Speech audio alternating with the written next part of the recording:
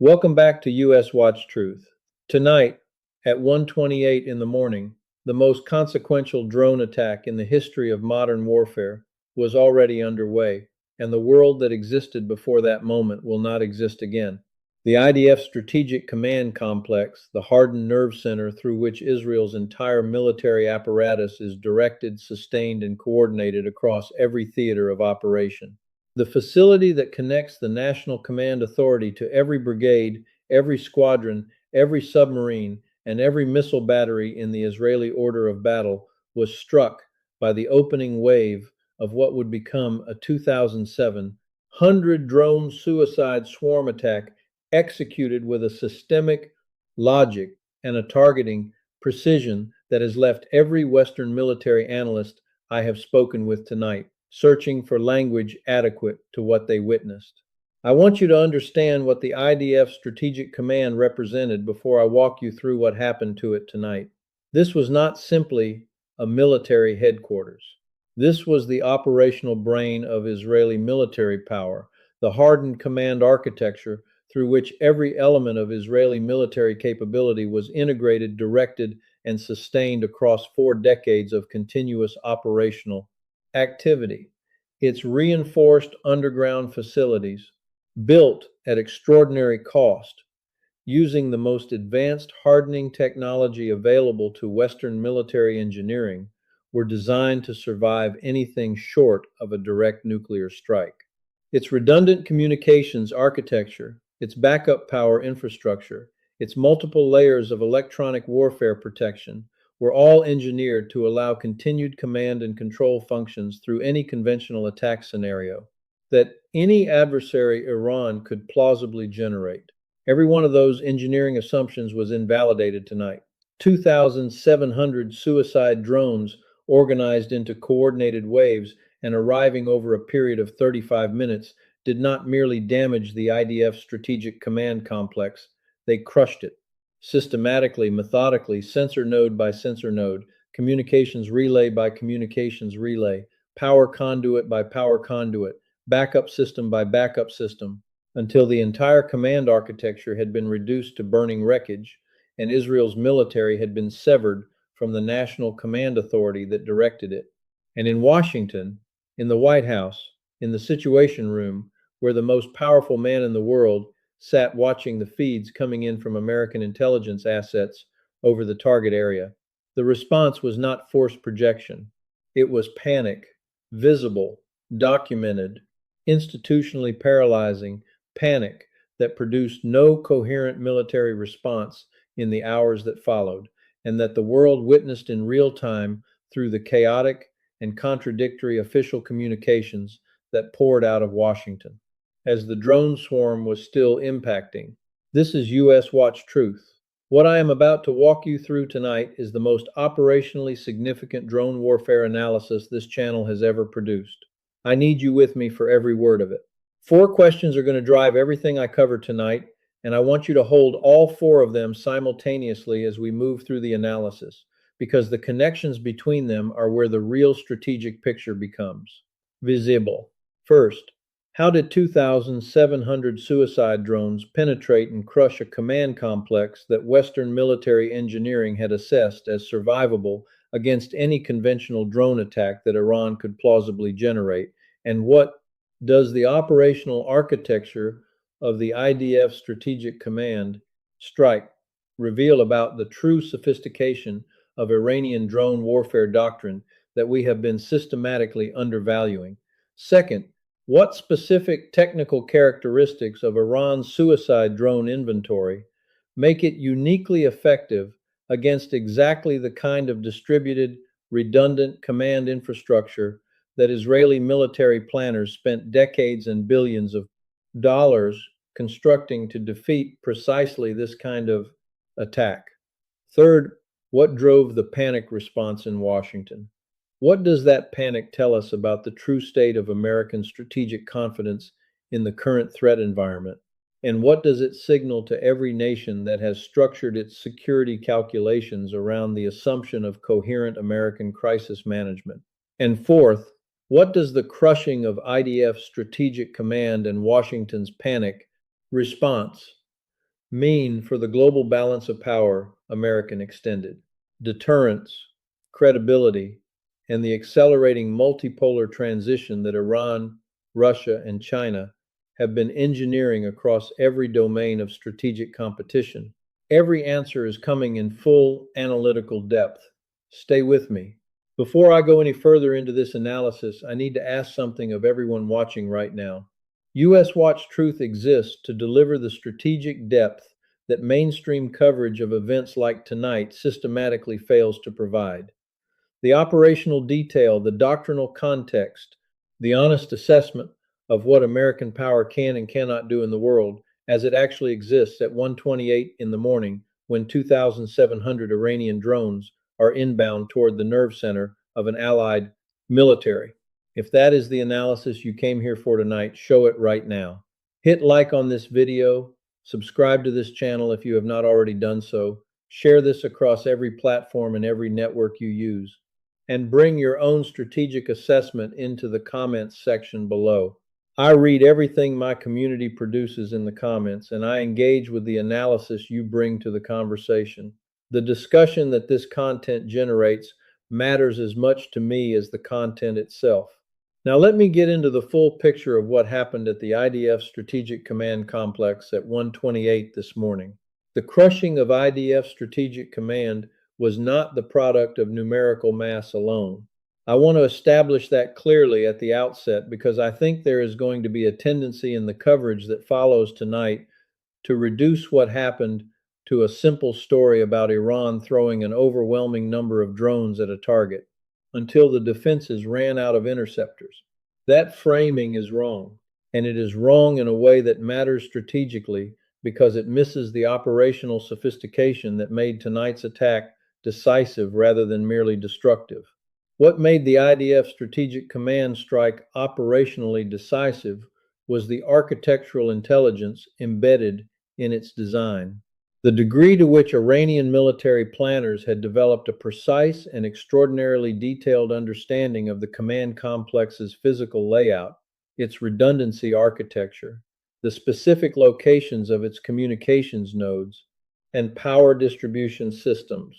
The sequencing of drone types and payloads required to defeat each layer of its protection and the behavioral patterns of its defensive systems under saturation attack conditions represents a level of targeting intelligence development that I believe took years to build, and that was specifically constructed for this operational moment. Iranian intelligence collection against the IDF Strategic Command Complex was a sustained multi-source operation.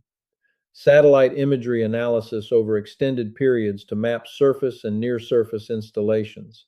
Signals intelligence collection to map the electromagnetic architecture of the complex's communications systems. Human intelligence networks to develop subsurface layout, understanding that satellite imagery cannot provide. And technical analysis of Israeli command architecture, construction standards derived from open source literature, construction procurement records, and the analysis of similar facilities whose characteristics were better documented. The synthesis of these collection streams produced a targeting picture of the IDF Strategic Command Complex that mapped not just its surface footprint, but its internal redundancy architecture with sufficient precision to enable the systematic sequential defeat of each layer of that redundancy. The 2,700 drones were organized into 7 distinct operational waves, each targeting specific functional elements of the command complex in a sequence designed to progressively defeat its layered protection and redundancy architecture from the perimeter inward and from the defensive systems down to the core command functions. The first wave of 280 drones launched at 1:28 in the morning. I want you to fix that time because everything that follows over the next 35 minutes proceeds from that precise moment. These drones were not the attack. They were the preparation for the attack. Their mission was electronic warfare and defensive system mapping, flying toward the IDF Strategic Command Complex on trajectories that stimulated its air defense radars and electronic warfare systems into active emission, allowing Iranian collection assets to precisely geolocate every active defensive sensor and electronic warfare emitter protecting the complex. Simultaneously, a subset of these drones carried electronic warfare payloads designed to begin the degradation of the command complex's communications architecture, flooding its external communications frequencies with jamming energy while the subsequent waves were still in flight. The second wave of 420 drones arrived at 1:33 in the morning, targeting the air defense systems, protecting the complex whose precise locations had been geolocated by the first wave 5 minutes earlier. These drones carried fragmentation warheads optimized for the destruction of radar antennas, missile launcher vehicles, and the communications equipment connecting the complex's defensive systems to each other and to the broader Israeli air defense network.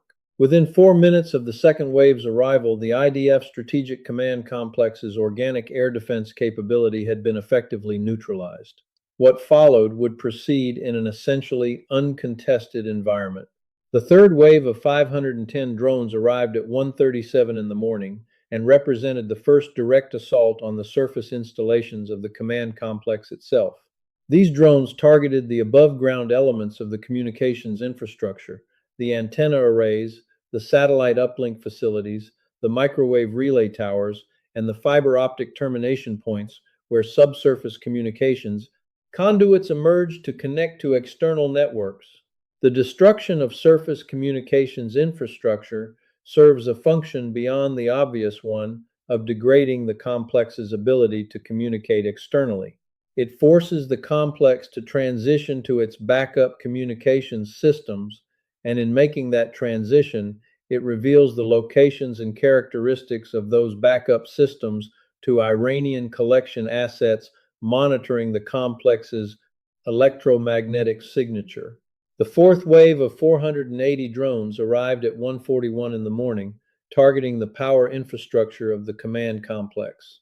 Iranian targeting intelligence had mapped the locations of the complex's primary power intake points, its backup generator installations, its uninterruptible power supply systems, and the routing of its internal power distribution conduits with sufficient precision to direct drones against each of these elements simultaneously. The systematic destruction of power infrastructure is not merely a convenience attack against a military facility. Against a hardened command complex with redundant power systems, it is a precision architectural attack that must defeat primary systems, secondary systems, and tertiary backup systems in a sequence fast enough that the complex cannot transition between them effectively. The fourth wave achieved exactly that, executing a power infrastructure attack of sufficient comprehensiveness and speed that the IDF Strategic Command Complex was running on emergency battery backup within 8 minutes of the fourth wave's arrival. The fifth wave of 370 drones arrived at 1:45 in the morning, targeting the ventilation and environmental control infrastructure of the underground command facilities. I want to explain why this is operationally significant in ways that are not immediately obvious. Underground command facilities of the type housed within the IDF Strategic Command Complex require sophisticated environmental control systems to manage heat generated by the electronic equipment they house. The destruction of ventilation and cooling infrastructure forces the complex to choose between shutting down heat-generating equipment to prevent thermal damage and maintaining operational capability.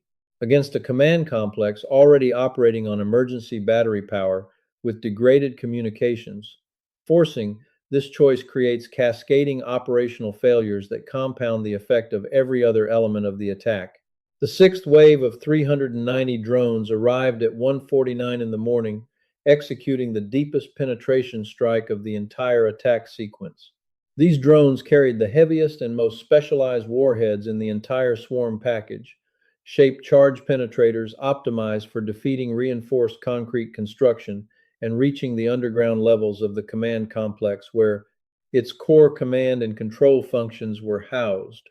Against the now comprehensively degraded defensive and infrastructure architecture of the complex, these penetrators reached depths and generated structural damage that classified Western assessments had previously described as beyond the place capability of any Iranian drone delivered munition.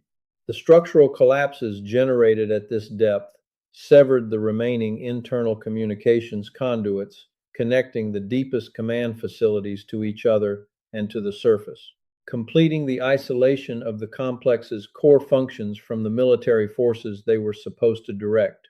The seventh and final wave of 250 drones arrived at 1:58 in the morning to complete the destruction of whatever structural and operational integrity remained in the IDF Strategic Command Complex and to eliminate any possibility of recovery operations, restoring command and control functionality within any operationally relevant time frame.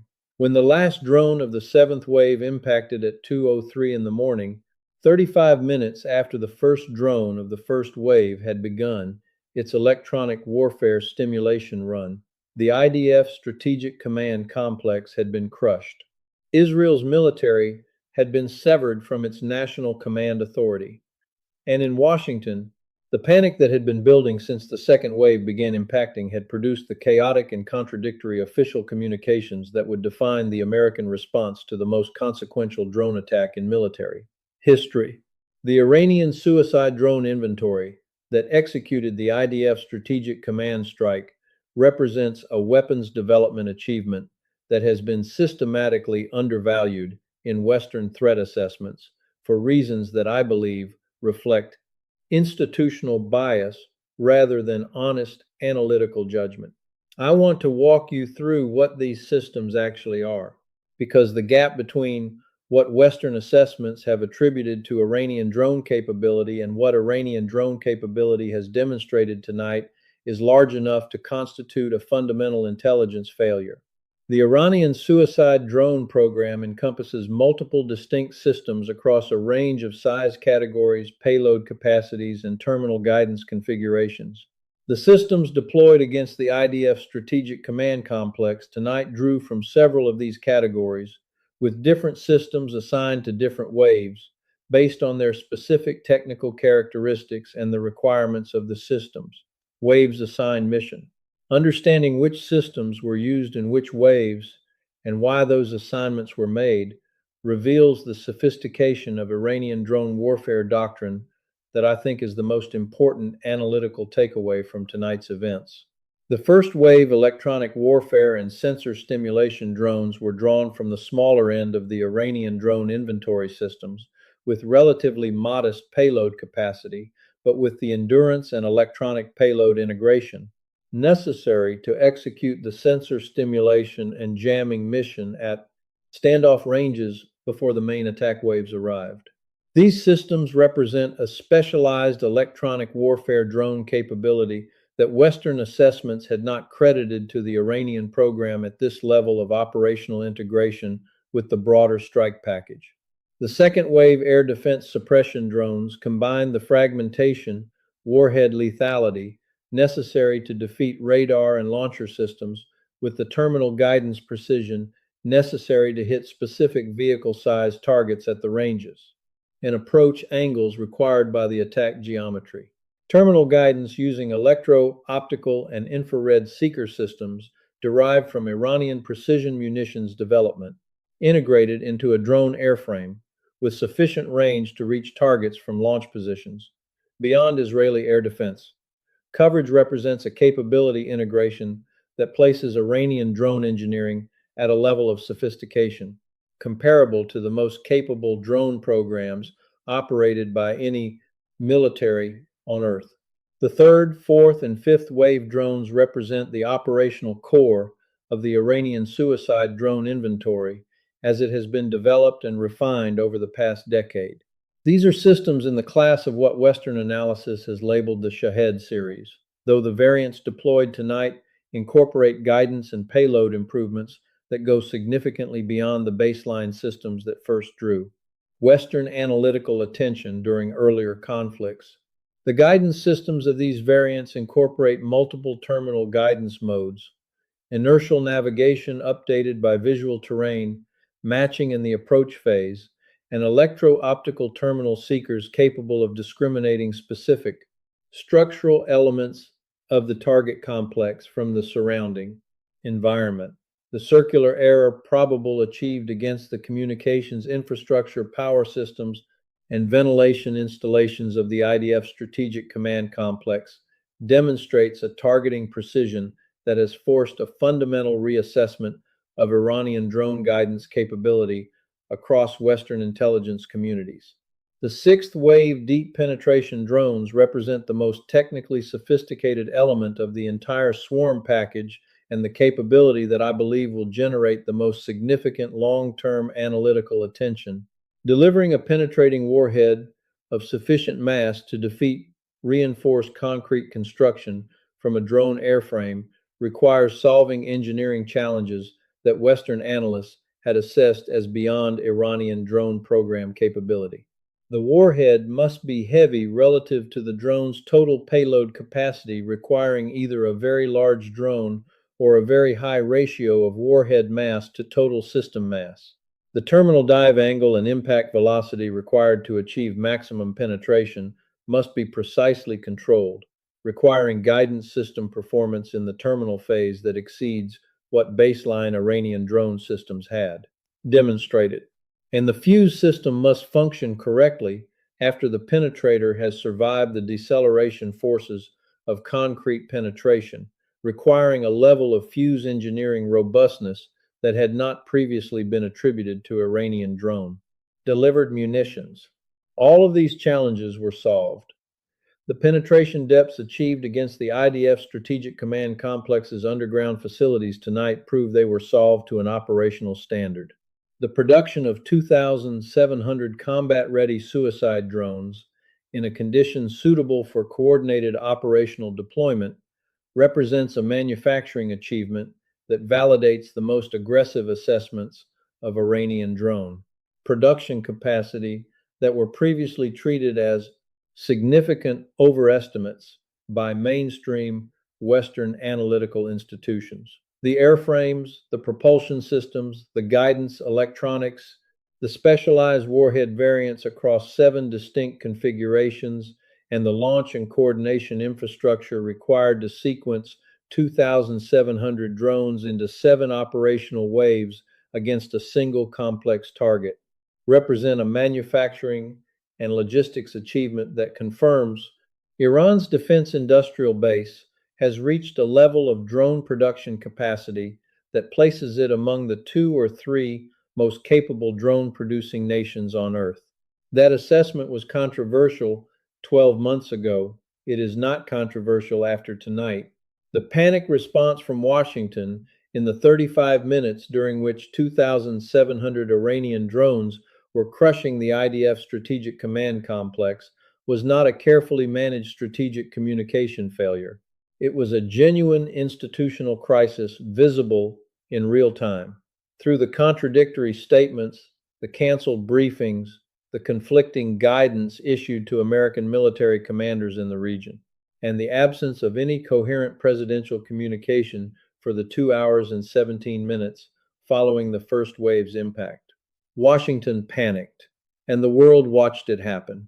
I want to be precise about what I mean when I use the word panic in this context, because I think it is important to distinguish between the kind of controlled crisis management that produces communications that look chaotic to outside observers, but reflect deliberate strategic choices, and the kind of genuine institutional paralysis that produces communications that are chaotic because the institution generating them has lost its decision-making coherence under the pressure of an event it was not prepared to process. What came out of Washington tonight was the second kind. The signals were not controlled. The contradictions were not deliberate. The silence from the Oval Office for 2 hours and 17 minutes was not strategic patience. It was the silence of an institution that looked honestly at what was happening to its most important regional ally, calculated what a credible military response would require in assets and risk and political capital, and found itself unable to complete that calculation fast enough to produce a coherent response before the attack was over. Inside the Situation Room, the deliberation that produced Washington's panic reflected pressures that I think deserve honest examination. The intelligence picture coming in as the drone swarm progressed was not ambiguous. American collection assets over the target area were providing real-time coverage of the attack's progression that made its ultimate outcome visible well before the seventh wave completed its mission. American military commanders in the region were requesting guidance on rules of engagement on whether American assets would be authorized to intervene against the drone swarm, on what posture American forces should adopt as the attack progressed. Those requests went unanswered for periods that military commanders describe as extraordinary under any crisis management standard. The reason they went unanswered is the same reason that produced Washington's silence after the Tel Aviv port strike. A credible military intervention against a 2,700 drone swarm attack would have required committing American air assets to an engagement environment where Iranian air defense capability has demonstrated the ability to generate significant losses against advanced fighter aircraft. It would have required accepting the risk of American casualties in defense of an Israeli command facility, while Iranian missiles demonstrated the ability to target any American platform in the region with the same precision they were demonstrating against Israeli targets. And it would have required the political authorization of a president who, by all accounts available to me tonight, was not in a decision-making state capable of generating that authorization in the time frame the situation demanded. The domestic political consequences of Washington's panic response are severe in ways that go beyond the immediate strategic damage. An American president who cannot produce a coherent response to the crushing of an allied nation's strategic command in real time, who goes silent for 2 hours and 17 minutes while the world watches, who allows contradictory guidance to flow from his administration while the attack is still underway, has provided every adversary and every ally with a data point about American crisis management capability that will be factored into strategic calculations for years. The message is not merely that America chose not to intervene. The message is that America could not organize itself to make that choice coherently in the time available. That is a different and more damaging signal than a deliberate decision not to intervene would have been. Every American ally that has structured its defense planning around assumptions of coherent American crisis management under operational pressure is tonight revising those assumptions. The revision is not theoretical, it is operational. It is being built into defense budgets, alliance strategies, and weapons procurement decisions that will reshape the global security architecture in ways that no subsequent American communications effort can reverse. The Iranian suicide drone program was not built in a year or in response to a single strategic opportunity. It was built over more than a decade of sustained national investment, driven by a strategic vision that I want to spend time explaining tonight because I think it is the dimension of Iranian military development that Western analysis has most consistently failed to take seriously. Iranian strategic culture operates on a time frame that Western democratic political systems structurally cannot match. The political cycles that govern American defense investment, the electoral pressures that shape Israeli strategic decision-making, the alliance management imperatives that constrain NATO military development, all operate on timescales of 2 to 4 years. Driven by electoral calendars and budget cycles, and the attention spans of democratic publics that move from crisis to crisis without the institutional patience to sustain long-term capability development programs against adversaries who are not currently generating headlines. Iranian strategic culture operates on a different time frame entirely. The drone program that crushed the IDF Strategic Command complex tonight was conceptualized when the systems that defended that complex were being designed and built. The targeting intelligence that enabled tonight's attack was being collected when the complex was being constructed. The warhead engineering that achieved tonight's penetration depths was being developed when Western analysts were writing assessments describing those depths as beyond Iranian capability. Iranian military planners looked at Israeli command architecture, at American extended deterrence commitments, at Western defensive technology, and they built the capability necessary to defeat those specific systems on the time frame. Those systems required. That is not improvisation. That is the strategic patience of an institution that has decided what it wants to achieve and is willing to invest the national resources and absorb the external pressure necessary to achieve it, regardless of how long that takes. The contrast with Washington's panic response tonight could not be more instructive or more consequential. A strategic culture built on patience, on preparation, that extends over decades, on the willingness to absorb external pressure while systematically building the capabilities necessary to prevail in a long competition, has tonight demonstrated its superiority over strategic cultures, built on the assumption that technological advantage and alliance weight can substitute for strategic depth and institutional will. That demonstration is now permanent.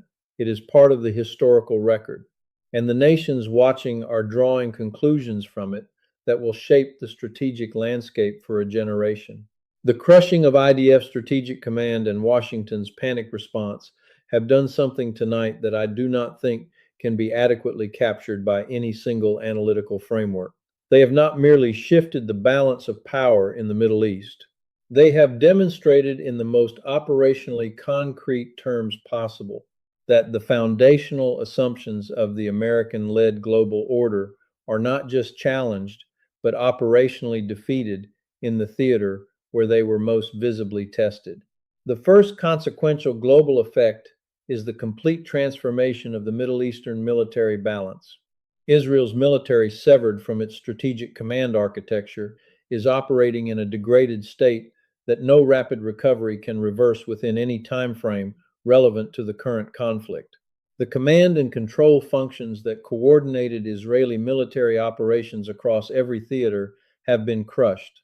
The redundancy architecture that was supposed to ensure their survival under attack has been systematically defeated, and the American extended deterrence commitment that was supposed to make this scenario impossible to execute has been exposed as a commitment that does not survive contact with operational reality.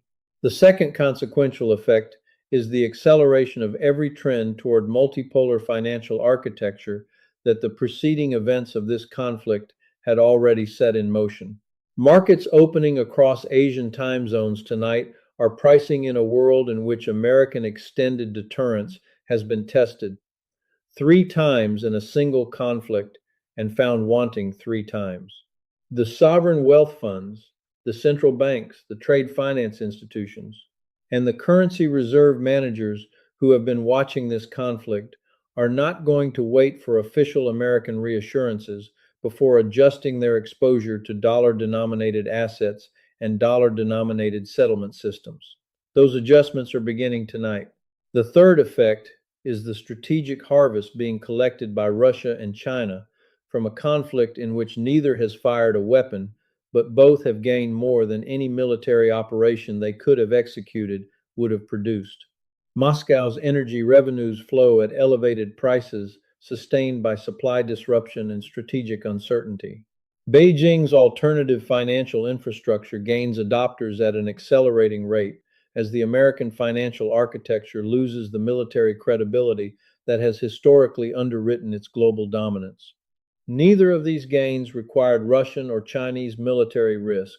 They required only Iranian operational success, which has been delivered with a consistency and a scale that has exceeded every Western projection. The fourth and most consequential global effect is the definitive end of what I would describe as the deterrence myth. The myth that American extended deterrence commitments would be honored under any operational circumstances, regardless of the cost to American military assets and American strategic credibility, has been the load-bearing pillar of the global security architecture since 1945. Tonight, that pillar has been tested 3 times in a single conflict. It has failed 3 times, and every government from Seoul to Warsaw, from Tokyo to Riyadh, is tonight making decisions about their security futures that reflect the reality of those three failures, rather than the reassurances of American officials who have every institutional incentive to deny that the failures occurred. I want to close tonight's analysis with something that goes beyond strategic summary because I think the moment we are in right now demands more than a clean recap of what happened at the IDF Strategic Command Complex in the early hours of this morning. What I want to do in this final section is step back from the operational detail, step back from the drone wave sequencing and the warhead engineering specifications and the electronic warfare architecture, and talk honestly about what tonight means. Not just militarily, not just geopolitically, but structurally for the world that everyone watching this channel has spent their entire life navigating, and that has, in the space of 35 minutes, changed in ways that I do not believe can be undone. The IDF Strategic Command Complex was not simply a military installation. I know that sounds like an abstract observation about concrete and steel and electronics and command software, but I want you to sit with it before I explain what I mean. That complex was the material expression of a strategic philosophy, one that has governed not just Israeli military thinking, but Western alliance thinking for 4 decades.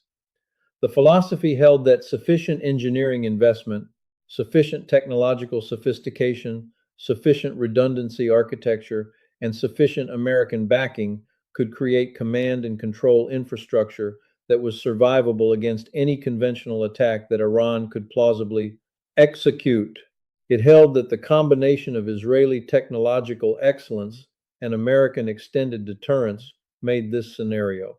2,700 drones crushing the brain of Israeli military power in 35 minutes while Washington panicked, not just unlikely, but structurally impossible. 2,700 Iranian suicide drones and 35 minutes of operational execution have delivered the definitive verdict on that philosophy. The verdict is not qualified.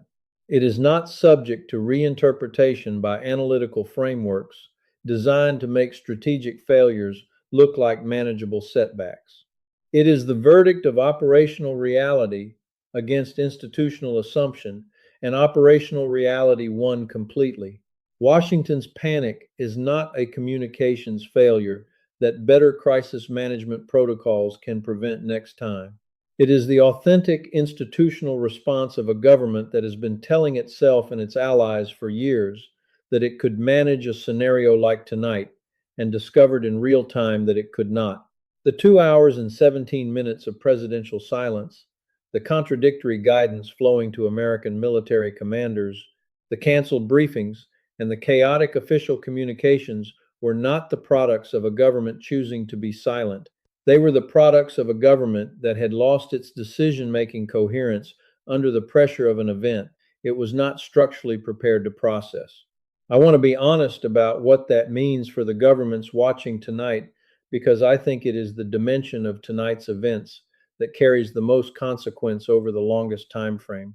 Every formal American alliance commitment, every extended deterrence guarantee, every informal security assurance that Washington has extended to aligned governments across every region of the world rests ultimately on the demonstrated ability of American decision-making institutions to function coherently under the operational pressure of a real crisis.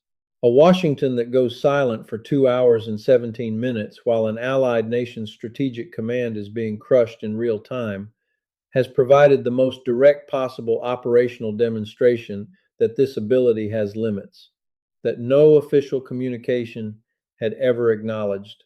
Those limits are now known. They are part of the permanent strategic record. And governments from Seoul to Warsaw, from Tokyo to Ankara, from Riyadh to Jakarta are tonight conducting assessments of what those limits mean for their own security futures that were previously theoretical exercises and are now the most urgent strategic calculations their institutions face. The question I want to leave with you tonight, the question I want you to take into the comments section and into every conversation you have with the people around you in the days ahead is this. In a world where Iranian operational capability has demonstrated the power to crush an allied nation's strategic command in 35 minutes, where Washington's response to that crushing was 2 hours and 17 minutes of panic and institutional paralysis, and where every foundational assumption of American extended deterrence has been tested by operational reality and found to have limits that reshape everything what comes next, not just militarily, not just geopolitically, but for the global order, for the alliance structures, for the financial architecture, for the distribution of power that has shaped every aspect of the world we live in since 1945. I do not have clean answers tonight. I do not think anyone does. What I have is the commitment that U.S. Watch Truth has always made to this community, to keep asking the hard questions honestly, to keep following the evidence wherever it leads, regardless of how uncomfortable the destination, to keep delivering the analysis without softening the conclusions when they point somewhere that official narratives want to avoid. If that is why you are here tonight, I need you to make this video reach the people who need to see it. Share it across every platform you use. Send it to the people in your life who are trying to understand what is actually happening in the world rather than what official sources want them to believe is happening. Hit like if this analysis gave you something that the mainstream coverage of tonight's events could not. Subscribe to this channel if you want to be here for every development that follows, because the story of what comes after the crushing of IDF strategic command is only beginning, and the chapters ahead will demand the same depth of honest analysis I have tried to bring you tonight. Get into the comments with your own assessment. Tell me where you think I have this right and where you think I am missing something. Tell me what questions tonight's events are raising for you that I have not addressed. This community's analysis matters to me, and I engage with everything you bring to it. I will be here for every chapter of what comes next. U.S. Watch Truth does not look away when the analysis gets difficult. We did not look away tonight.